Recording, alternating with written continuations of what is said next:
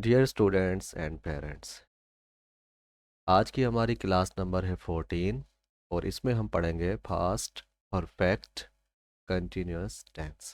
Fast perfect continuous tense. In this video we are going to learn when to use it and how to use it. प्यारे बच्चों, हम इस sentence में सीखेंगे कि इसको कैसे जो है वो यूज़ किया जाता है और कब यूज़ किया जाता है। आमतौर पर जुमले के आखिर में रहा था, रही थी, रहे थे और साथ में वक्त का जिक्र भी होता है। जैसे वो सुबह से रो रही थी। अब इसमें देखें, रही थी, आखिर में रही थी आ गया और सुबह से यानी वक्त का जिक्र भी हो गया। प्यारे बच्चों, हमने ये डिफरेंस याद रखना है कि जो फास्ट कंटिन्यूस टेंस है, सिंपल फास्ट कंटिन्यूस, उसमें भी आखिर में रहा था, रही थी, रहे थे आएगा। और जो पास्ट परफेक्ट कंटिन्यूअस टेंस होगा इसमें भी, लेकिन दोनों में फ़र्क क्या होगा? इसमें किसी वक्त का जिक्र होगा, यानी सुबह से, शाम से, दोपहर से, 2 साल से, 4 साल से, 1 घंटे से, 2 दिन से। तो इस तरह इनमें जो है वक्त का जिक्र होगा। तो बाज़ औक़ात इन जुमलों में वक्त का जिक्र नहीं होता, तो फिर इनके आखिर में ता रहा था, ती रही थी या फिर ते रहे थे वगैरह आता है। जैसे हम आपका इंतज़ार करते रहे थे। अब ये देखें, ते रहे थे, वो सोती रही थी, बच्चे खेलते रहे थे। ठीक है प्यारे बच्चों, तो अगर इसमें वक्त का जिक्र ना हो तो फिर इस तरह आखिर में ता रहा था, ती रही थी, ते रहे थे वगैरह आएगा। तो ये हमें जहन में रखना है। अब जो है इसका इस्तेमाल, ये जुमले किस वक़्त और क्यों बोले जाते हैं? आम तौर पर जो है जुमले किसी ऐसे काम को जाहिर करने के लिए बोले जाते हैं जो माजी में कुछ वक्त तक जारी रहा हो। ठीक है, जैसे ऊपर मिसाल है, बच्चे खेलते रहे थे। तो ये जो खेलने का काम बच्चों ने किया तो वो कुछ वक्त तक खेलते रहे थे। इसी तरह ऊपर जो मिसालें गुजरी, सुबह से रो रही थी, तो माजी में रोने का जो अमल था, जो एक्शन था, वो कुछ देर तक जारी रहा, इन प्रोग्रेस रहा था। इसका स्ट्रक्चर प्यारे बच्चों, सब्जेक्ट के बाद हम इसमें हैड बीन यूज़ करते हैं।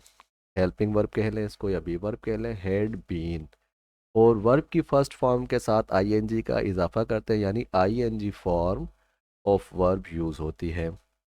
उसके बाद ऑब्जेक्ट आएगा और सिंस और फॉर उसी तरह से जैसे हमने प्रेजेंट परफेक्ट कंटिन्यूस टेंस में सीखा था, इस तरह इसमें भी सिंस और फॉर का इस्तेमाल बिल्कुल वैसा ही होगा।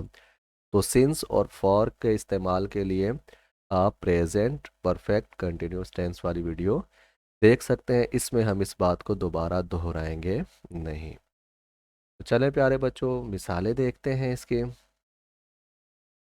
सबसे पहले एग्जाम्पल है इसकी, वो कई घंटों से मुझे टिकटिकी बांध कर देख रहा था। ठीक है प्यारे बच्चों, तो रहा था, इससे हमें पता चल गया कि ये पास्ट कंटिन्यूस है। लेकिन 2 घंटों से या वो कई घंटों से जब जिक्र आया तो फिर पास्ट परफेक्ट कंटिन्यूस टेंस हो गया। तो सबसे पहले वो के लिए हमने सब्जेक्ट ही हेल्पिंग वर्ब के तौर पर स्ट्रक्चर के मुताबिक हैड बीन, और टिकटिकी बांध कर देखना किसी को, इसको कहते हैं स्टेयर। ठीक है, क्या कहते हैं? स्टेयर। तो he had been staring at me for hours. ठीक है, फॉर आवर्स, जब हम आवर को प्लूरल इस्तेमाल कर लेंगे तो इसका तर्जुमा कई घंटे हो जाएगा। ठीक है, कई घंटों तक वो मुझे टिकटिकी बांध कर देखता रहा था। बच्चे सुबह से भूख से मर रहे थे। बच्चे सब्जेक्ट है, children helping verb had been, भूख से मरने को कहते हैं starve. Starve. Children had been starving since morning. बच्चे सुबह से भूख से मर रहे थे। मेरे अब्बू मुझे पूरा दिन गुस्से से घूरते रहे थे। मेरे अब्बू इसमें सब्जेक्ट है, my father helping verb had been, और गुस्से से घूरना, गुस्से से देखने को कहते हैं ग्लावर। क्या कहते हैं? Glower. My father had been glowering at me all day. मेरे अब्बू मुझे पूरा दिन गुस्से से घूरते रहे थे। मैं 6 साल से एक दुकान चला रहा था। I had been running a shop for 6 years। हम 30 मिनट से घंटी बजा रहे थे। We had been ringing the doorbell for 20 minutes. एक सियासतदान शाम से तकरीर कर रहा था। A politician had been making speech since evening. ठीक है प्यारे बच्चों, तो ये मिसाल है, आप अच्छे से इनको समझ लीजिए। अगली मिसाल है हमारे पास, मैं 2020 से अपने कारोबार के बारे में सोच रहा था। ठीक है, के बारे में सोच रहा था, मैं 2020 से अपने कारोबार के बारे में सोच रहा था। I had been muse. ठीक है, म्यूज सोचो, फिक्र करना, गौर करना। ठीक है, थिंक का मतलब ही सोचना होता है, तो कुछ नए अल्फाज भी हमें याद करने चाहिए।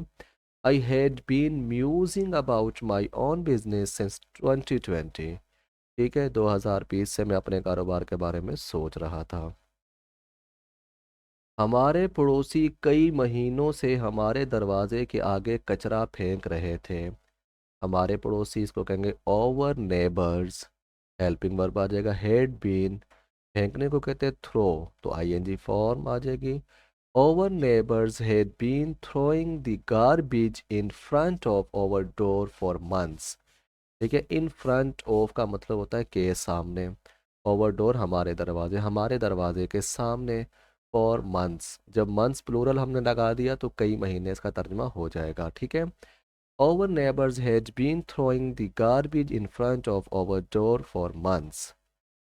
अगली मिसाल है प्यारे बच्चों, गुलाब के फूल की खूबसूरती मुझे सुबह से मशहूर कर रही थी।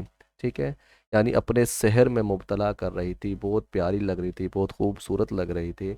उसकी जो खूबसूरती थी गुलाब के फूल की, तो गुलाब के फूल की खूबसूरती मुझे सुबह से मशहूर कर रही थी। The beauty of the rose had been fascinating me since morning. Fascinate कहते हैं किसी को मशहूर करना, अपने जादू में जकड़ लेना। ठीक है, उस पर अपना सहर तारी कर देना। The beauty of the rose had been fascinating me since morning. तो प्यारे बच्चों, ये जो मिसालें थी हमारे पास सारी, ये थी अफर्मेटिव जुमले की, यानी सादा सेंटेंस हमने बनाया। तो अब हम जो है इसके आगे नेगेटिव और इंटरोगेटिव सेंटेंसेस देखते हैं। नेगेटिव सेंटेंस, तो सबसे पहले प्यारे बच्चों हम इसका स्ट्रक्चर देखेंगे। स्ट्रक्चर में देखें, नेगेटिव में हमने कुछ भी नहीं करना। हैड बीन जो था उसके दरमियान में हम नॉट का इजाफा कर देंगे, हैड नॉट बीन। ठीक है, बाकी सारी इसकी पहचान वगैरह ये हम देख चुके हैं, और स्ट्रक्चर सिर्फ इसका चेंज होगा, उसको हमने देख लिया कि हम हैड और बीन के दरमियान नॉट का इजाफा कर देंगे। पहली मिसाल देखते हैं, वो अगस्त से कोई नौकरी तलाश नहीं कर रहा था। तो हेड के बाद नॉट और बीन से पहले नॉट। ठीक है, he had not been looking for. Look for कहते हैं प्यारे बच्चों तलाश करने को, तो आईएनजी फॉर्म इसमें हम यूज करेंगे। He had not been looking for a job since August. ठीक है, अगस्त से वो कोई नौकरी तलाश नहीं कर रहा था। मजदूर जुम्मे वाले दिन से मेहनत नहीं कर रहे थे। मजदूर को लेबरर कहते हैं, प्लूरल हो गया लेबरर्स। हैड नॉट बीन, हमने हेल्पिंग वर्ब यूज कर दिया। काम करने को या मेहनत करने को वर्क हार्ड कहते हैं। ठीक है, तो working hard I N G form use हो जाएगी। Labourers had not been working hard since Friday. मजदूर जुम्मे वाले दिन से मेहनत नहीं कर रहे थे। वो कई साल से पढ़ाई नहीं कर रही थी। She had not been studying for many years. ठीक है प्यारे बच्चों, तो ये हमारे नेगेटिव सेंटेंसेस भी हो गए। अब आगे हमारे पास है इंटरोगेटिव सेंटेंसेस, तो इनकी चंद मिसालें हम देख लेते हैं और फिर आज के सबक को हम ख़त्म करते हैं।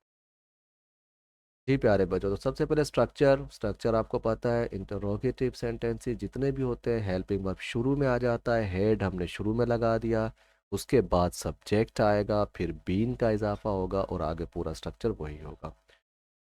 क्या आप 1985 से कराची में रह रहे थे? Had you been living in Karachi since 1985? क्या वो 3 साल से रियाजी पढ़ा रही थी?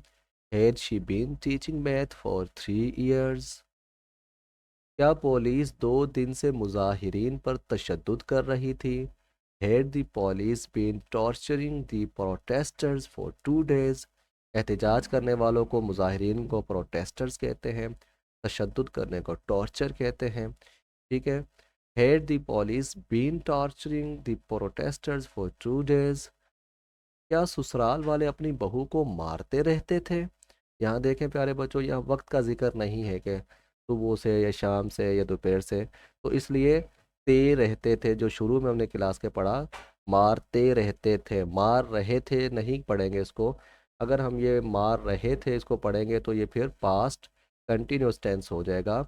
हमने अपने काम के अंदर ड्यूरेशन को बढ़ाना है कि ये जो काम था ये काफ़ी अरसे तक जारी रहा। ऐसा नहीं हुआ कि एक बार मार रहे थे, बल्कि वो मारते रहते थे, अमूमन उनकी आदत थी। तो इसलिए ऐसा कोई काम जो माजी में काफ़ी अरसे तक जारी रहा हो, उसके लिए हम past perfect continuous tense use करते हैं। तो उसमें उर्दू में भी अल्फाज तब्दील होते हैं, मारते रहते थे। तो ये फ़र्क आपको जहन में रखना है। अगर मैं यूँ कहूँ कि क्या ससुराल वाले अपनी बहू को मार रहे थे, तो ये होगा कि माजी में किसी एक स्पेसिफिक टाइम में कभी एक बार ऐसा हुआ होगा।